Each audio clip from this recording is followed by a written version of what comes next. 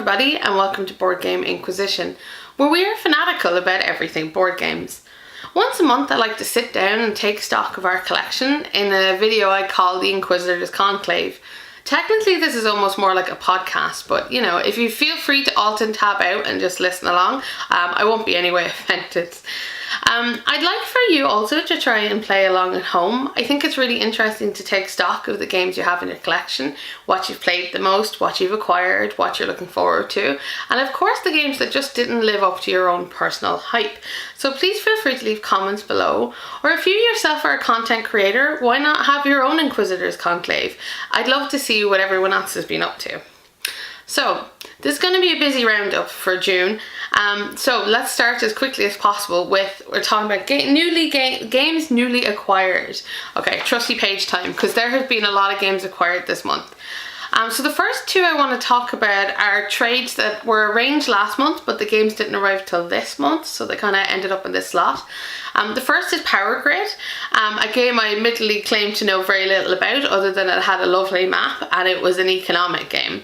And I was surprised by Power Grid on two levels. Firstly, the map, which is really what drew me into the game in the first place. I'm kind of obsessed with Germans and Germany, and it was this giant map of Germany, so I was really excited. And then immediately disappointed to discover that when you play this game 2-player, you only get to play with 2 parts of Germany and 3 parts for 3-player. So to be able to actively engage with the full map, you have to be playing with 6 players.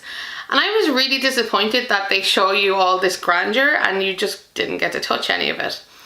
On the other side, it's definitely an economic game, but it wasn't half as complex as I had assumed.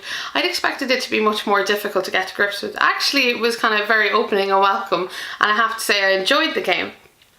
So the second on this trade list that came from last month is Claustrophobia, which is a 2-player only dungeon crawling game yet again I admitted I didn't know a ton about, other than Rado had recommended it on his 2-player games list. This game has been a really pleasant surprise. The aim of the game is that one of you are the baddies and one of you are the goodies, and you traverse a map and try to escape the dungeon. And there's a variety of different scenarios in there. And normally in these kind of games, I don't do particularly well. Asymmetry doesn't work well in our house. My husband's just he's good at thinking at those things in a way that I am not. But the game somehow balanced it out. In fact, my husband hasn't beaten me yet, which is a very positive note in my book. But I really appreciate games that, I have rules in them that balance out kind of player skill so everybody can have a good time. The other big thing about Claustrophobia is it's got giant dungeon tiles, and I just want to lay it out on the floor like a small child and play it on the ground. So maybe someday I'll get around to doing that. So yeah, pretty impressed with both of those. Alright, next on the list is Great Western Trail. This was a random acquisition where my husband happened to be passing a board game shop and he was sent on a mission to acquire something nice, and Great Western Trail arrived. And this has had a whole ton of hype, and it's really high on the Board Game Geek list in the ratings. So we opened it up and you kind of have an expectation there. And it didn't disappoint. I wasn't kind of overly sold on the theme to begin with, but you know what? It kind of works, and I have to say it's a really solid game. The rule book was shocking, but the game itself was really great, and once we got to grips with it, we really got there. It does have a lot of things going on, but they all make sense, and once you jump in and you take the leap, then you're there, you're sorted, you don't have to do more than that. So pretty impressed with Great Western Trail. Okay, so next on the list is the first from the Cool Stuff Inc. sale. I noticed definitely on Instagram that other people had also been purchasing the games that were on sale, but this is the first on our list, and it's BattleCon, The Fate of Indines. Now we're kind of a fan of level 99 games. We own Millennium Blades and really enjoyed it. My husband's been very tempted by BattleCon for some time. It's a game that worried me. Yet again, it's a 2-player game, 1 versus 1, head to head. It doesn't work well in our house. But I thought it sounded like fun. It's a combat game. It's like playing, Street Fighter or something like that, and you play out the moves against your opponents. And it sounds fun. I thought maybe it would be the type of game that even if I lost, I could at least enjoy playing, and that maybe I could randomly win by placing cards together. This one is a stunning game. It's so well thought out, and I say that so many times in my reviews. It's so well thought out, but it is. There's something very elegant about how it's all put together, and it's immensely fun. Every character is unique. They all have their own special abilities, and yet all of them are balanced too. And we've only got the small box. There are many more boxes of this. This was just a tester to see how the game would go for us. I'm already eager to acquire more boxes with more characters. It's great trying them out against each other in different combinations. So thumbs up to BattleCon. That was definitely a pleasant surprise. Second on the list is Alien Artefacts. I'd been watching this one for some time. It comes up quite frequently on trade lists, but I was always missing out on it. And then when it was on sale, I was like, we got to buy this. And it is a tableau building game at its core. But I've never seen anything, I think, with such high quality production values as Alien Artefacts. And the way it's put together is super unique. Considering there are tons and tons of tableau building games, specifically with cards, which is what Alien Artefacts is. It tells you to collect cards till you win the game. But how it's put together is fascinating. It makes the puzzle different every time, and there's a lot of depth to it. We've played it 2 or 3 times now, and every time we've played it we've discovered something else we can do or further insights. So yeah, big thumbs up for Alien Artefacts. And also the names of the ships are hilarious and amazing. I had great fun finding myself a ship of Theseus. Okay, so next on the list then is Porta Nigra. Porta Nigra is one I liked because if you've ever seen pictures of Porta Nigra, it's these little stacked buildings and a guy on a horse and he's riding around in a circle. And I always thought there was something kind of fascinating or cool about it. What Porta Nigra is really about is kind of set collection and area control.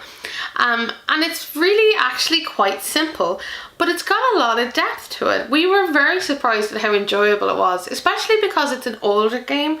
We kind of hadn't expected it to stand up as well as, some of the newer titles. But it really does a thing of its own, and the way the puzzle unfolds is simple but satisfying. So I don't know what else to say about it other than that. Yet again, Porta Nigra, thumbs up. And going with Porta Nigra, another Pegasus Spiele game, or Stronghold games for you in the States, is of course Village. We played Village in our board game cafe a while ago on an extremely small table, and we did well. Okay, my husband understood that the idea in Village is that your people are supposed to die, and and then you continue on life, whereas I was like, I ain't letting nobody die. And so the game went on for absolutely ever, because I didn't realise that one of the end game conditions was you had to kill your meeples. So we actually ended up finishing the game, and I still had a meeple from the first generation of the board, and we were like, God, this game went on way too long. We were rather disappointed. Yeah, that was totally my fault. So we replayed it the other day since it arrived. It's still not quite perfect. It's not terrible. It's enjoyable, I think, but we just felt like there should be something more. Hence why we also bought both expansions. They were hideously cheap. So I look forward to seeing if the expansions kind of improve it a bit and take it up a notch or two. Okay, so we're finally out of the cool stuff ink sales and just into like random purchases that happened at our local comic shop. They were having a board game sale and we trekked in to go and see what was available. And our first pickup was Chariot Race. I've been watching Chariot Race for a while, actually in the Comic Vault, which is the name of their local shop. And it just seemed the kind of thing I couldn't justify spending real money on, because it's a pretty basic game. You have a chariot race. The title says it all. But also something that I knew myself and my husband would laugh about, and we would have great times challenging each other to chariot races. So when the sale was on, we popped in. A Chariot Race was cheaper, so we're like, okay, we can definitely have it now. And we also picked up the expansion for Istanbul, the Mocha and Bakshish. So Chariot Race turned out to be actually a hell of a lot of fun. You raced your chariot around a track, and the first person to survive 2 laps wins. Everything you do seems to hurt your horse, and when your horse is dead, you're out. And you roll dice to determine what happens. Normally we're not the kind of dice rolling sort people, random really isn't fun for us, but there's a good bit of control with the dice, so it doesn't feel, completely, out of your grasp. And we've had good good fun playing it. I do wish that the horses were bigger. The horses are teeny tiny. I tried playing it with the horses from Porta Nigra and it just felt wrong, but I might try it again sometime, who knows. But it's a very fun game. And then the expansion for Istanbul we actually haven't got around to playing with yet, because there's been so many new games this month, and I'm the sort of person that, like, I feel bad if I don't play with the new game when it arrives. I don't mind, I'm only talking about playing with it once, getting out of the shrink wrap, understanding the rules and popping everything out. So then you know if you'd want to play it again later, because you know what it's about. And I don't feel bad then about spending money, because you've used what you've gotten. So I've been plowing my way through all of these new games, having to like learn a new game every night of the week for the past week or two. But it's been kind of a fun experience, and we're finally winding things down a bit so that I can focus on just playing games for fun. Okay, so this is where it gets really exciting for Board Game Inquisition. Earlier this month, I got contacted by Meyer Games, and they have a list that they keep for reviewers, and normally they don't send things overseas. But I remember I filled out the form at the time, you know, thinking I wanted to know how many followers and stuff you had, and I was like, I don't think this is going to get me anywhere, but I'll throw it out. But sure enough, Jamie Steckmeyer himself emailed me, glory moment, and asked would I be willing to pay to get some board games shipped over here that I could review. I jumped at the chance. I think I would have bought a lot of these games myself anyway. I think it's good for my channel, and it's good for me as a human being to have somebody out there think, you know, my reviews are worth doing. So Jamie was originally supposed to send me one game. He in fact sent me 3. So you'll see future dates on my channel, the following reviews. So the first is Between Two Cities, which is a tile-laying city building game. It really doesn't feel like anything else from the Meyer crew. It's quite unique. It's very quick. It's their kind of filler game. And actually it's quite enjoyable, and yet again, like most of their games, it goes up to 6 players, and you and the person next to you like build a city together, and then the person with the lowest points is the winner. It's actually really fun. It's quite fascinating, but yet again it feels very different to everything else in their catalogue. The second game I acquired is Euphoria, Build a Better Utopia. This I'm super excited about because I really wanted to play this game. So far I've only played one game of it, more to come soon, and the theme is rather fascinating, you know, the idea of living in this dystopia, and I love the way that everything is named in the game that relates to, you know, all these terrible things happening in the future. The gameplay itself, you know, you definitely feel Scythe in there, you know, you can't miss it, but it's quite nice and elegant. I feel like I need to play it a few more times properly to get to grips with it, but it bodes really well for now. And then the last game we acquired is Viticulture's Visit from the Rhine Valley, the expansion to Viticulture. And this is basically just a new deck of visitor cards for Viticulture. So far so good. They're interesting enough. They definitely feel very different. I'm still playing through them, so I want to give it more of a chance. But there will be a review about that, and there will be a review about Viticulture coming next week, because, you know, you kind of can't talk about the expansion for a game without having talked about the game. Alright, so those are all the games we bought or kind of were delivered this month. Huge amount of them, right? Jesus, I need a break from new games for a while. Do you ever get just a little bit fatigued with new games? I just want to sit down and play a bunch of them till, you know, I get a feel for them or enjoy them a little bit better. Okay, so the second section on my list is trades. I'm a huge fan of recycling games. Trades are great and almighty, and I suggest everybody should try trading board games. I think they're a fascinating prospect. So we got one huge trade this month that I was crazy excited about, and here's how it went. So this was all from the one person. So we traded away a copy of Unicornus Knights and 7 Wonders plus a variety of expansions, and our copy of Whistle Stop. So let's start with Unicornus Knights. Unicornus Knights is a cooperative game where you basically chase a princess around the map and try to keep her safe as she goes to reclaim her castle. What a cool theme, right? I thought this was fantastic. The game is kind of anime inspired. It looks brilliant, and when it's all set up, it is gorgeous. We found it easy. ridiculously easy. You know, you get 10 turns to save the princess technically, and we either saved by like turn 5 or turn 6 every time without fail. We never had any problems, and no matter what way we tried to adjust it, or we thought we were playing a rule wrong, but no, I think we just solved it. And so, you know, I was disappointed with Unicornus Knights, but it meant that I suppose it went on, that's why it went on the trade list, and I hope someone else will enjoy it and have fun with it in the way that I hoped we would have. So 7 Wonders plus expansions. This is the best part. This game wasn't ours originally. A friend left it with us. He was moving house. He didn't have space for all his games, and he loved 7 Wonders, but we did not. I played it again before we traded it away. I always, before something goes in our trade list, I'll always give it one more go regardless, just to check that there isn't something in there that makes it worth salvaging. And I know a lot of people love 7 Wonders, but it never struck us as kind of anything exceptional. So trading that away was really no question. And then the final one was a surprise to both of us, which was Whistle Stop, because we only acquired that earlier, like a couple of months ago. And generally speaking, I love the Bazier games. I think they're usually fantastic.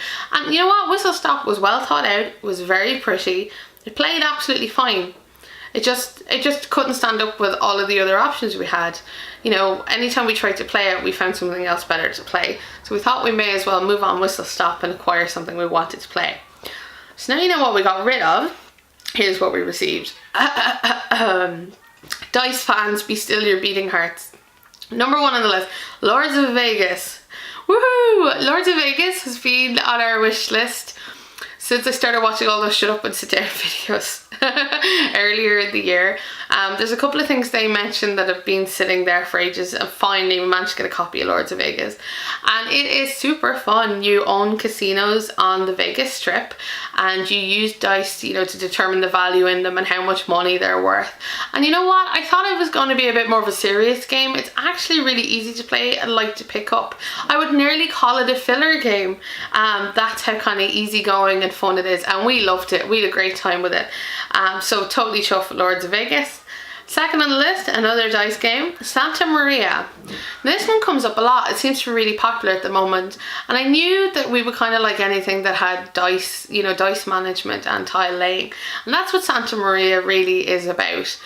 We've only played it once so far. Pretty happy with it. Yeah, it definitely, it's, you know, there's a lot going on actually on the board. I think that was the only thing that got to me. I think it really needs like a player aid to remind you of all the things you can do, because there are a lot of them, but it is a very good game. It's pretty fun. And last, yet another dice game, Raja of the Ganges. Now this is the one my husband was most dubious about. He didn't think that this was going to be a good choice at all, and yet it's the one I think he's liked the best. Raja of the Ganges is this fantastic worker placement, well, dice worker placement game, where you move around a map and you perform actions based on what dice you have and how many little meeples you have. The trick about this is that to win at it, there are 2 victory tracks, one of kind of fame and one for money, and when the pair of them coincide, then you win.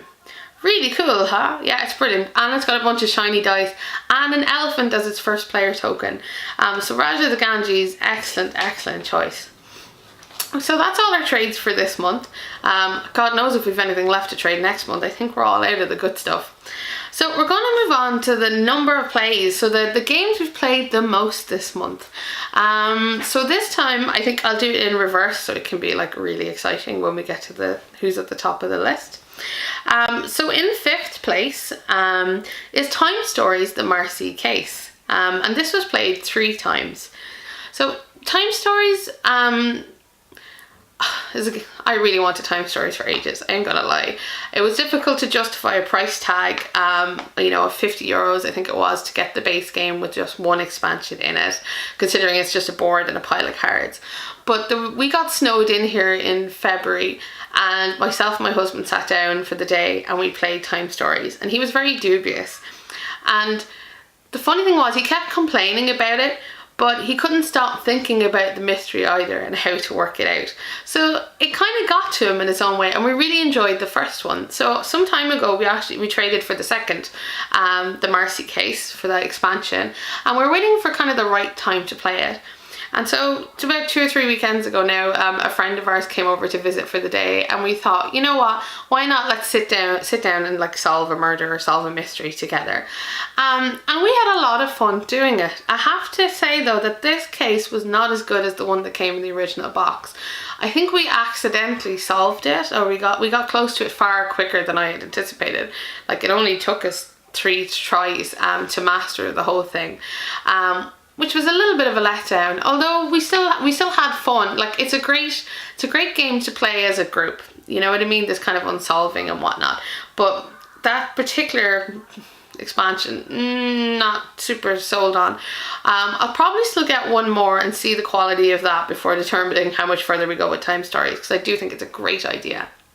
Okay, second on the list is Burano at number 3. Well, any of you who watch my stuff should know by now I did a review for Burano last week. And that's obviously the reason why there are, you know, so many plays. There are 3 plays of it here.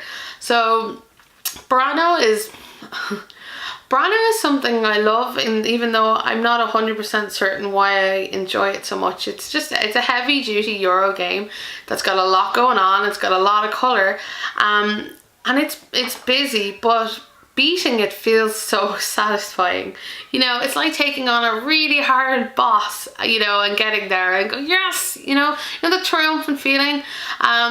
Burano challenges you to take it on. That's how I feel about the game, and I really enjoy it. If you want, you should. If you haven't, you should probably go check out my review of it and see what it's all about. That would be great. Okay, in third position with 4 plays is Colt Express. So Colt Express we acquired last month, but anytime we've had people around to play games, Colt Express has come out. It's just such a good party pleaser. There's nothing cooler than bringing an entire train to a table and then shooting your friends. It's great. So that's why it's had such a variety of plays, because we've been kind of showing it off to everybody and are totally obsessed with the idea of getting the accompanying stagecoach. That would be super cool. In second place, oddly enough, exactly as it was last month, is Azul with 6 plays.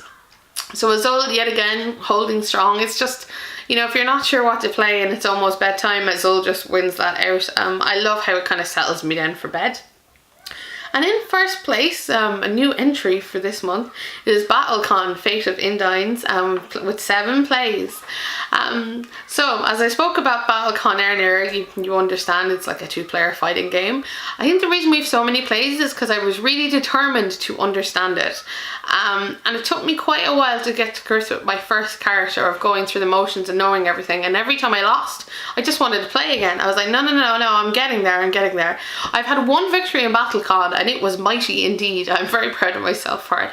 But I think that's part of the reason we've played it so much. It's kind of a compelling game, and also the fact that nothing's ever really certain. No matter how good your opponent is, there's always ways around things. So BattleCon is kind of a satisfying play, despite it being a little bit of a brain burner. Okay, so this is the part of the video where I normally talk about what's on my wish list, right?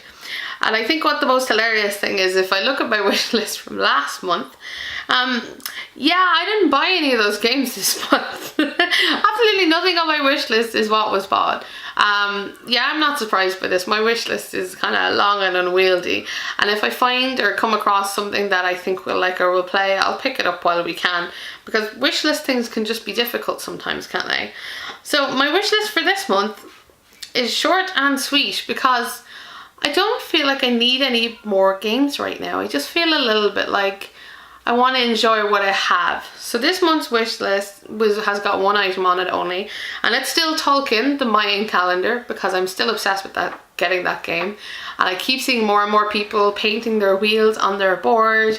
You know, it's super enticing. And I think it would fit nicely into our collection. And then of course there's always, you know, the one thing that's not on my wish list because it's too improbable to be on my wish list, but if I could put it on there, it would be there, and that as always is Lisboa, the above one choice. God damn it, Lisboa, someday I'll get you.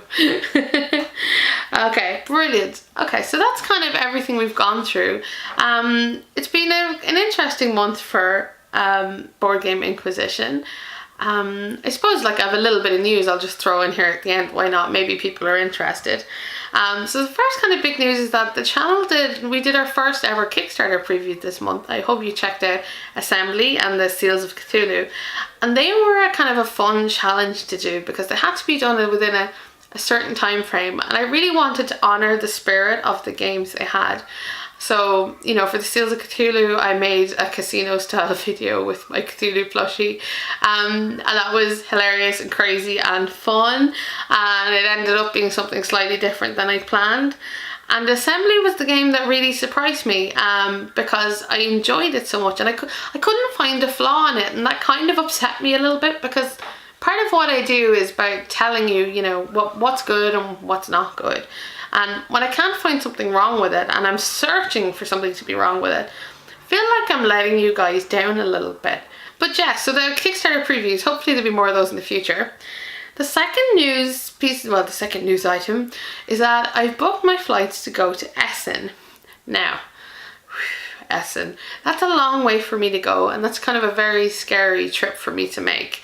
I'm a bit of a hermit. I think maybe most of you who follow me on Twitter understand this, that I don't leave the house very often. I'm not well a lot of the time, and I suffer a lot with anxiety. So the idea of making a trip to Essen is terrifying and exciting because it's something I've really always wanted to do. You know, board games mean a lot to me, and the idea of going to a place where there's nothing but board games and surrounded by people with that same kind of love is fascinating to me. And I'd really love to like meet people that I, you know, met through the internet, maybe even you. That'd be great. I'd just love to get out there kind of and see things and enjoy the world. And the minute I booked my flights, I didn't sleep for 2 days, so God knows what I'll be like by the time it comes around. But I got 4 months to go yet, and I'm already starting to prep for Essen. So that's the kind of the big excitement here for me. And then of course the last is getting some, you know, review copies from Meyer Games. Man, if nothing boosts your confidence like that. I was on a high for like half a day, and then I got super depressed because I was like, I don't deserve this. Don't do this for me. This is too good. I don't handle good news well. Good news just seems to have the opposite effect on me. I get upset. But it was an amazing thing for me and for my channel, and I hope that you'll, you know, look forward to more reviews and hearing about these games. So how was your month, everybody? What did you get up to? What did you play? Any standout games? Any games you're looking forward to within the next month? I hear there's a few conventions coming up soon, so there should be new releases for those. I'd love to hear about it in the comments. I hope you enjoyed this, and I'll continue to do it, you know, month by month. Till I run out of stuff to talk about or run out of people who are willing to listen. So yeah, so it was lovely talking to you all, and until next time, I'll be here playing games, asking questions and tallying my collection. Take care.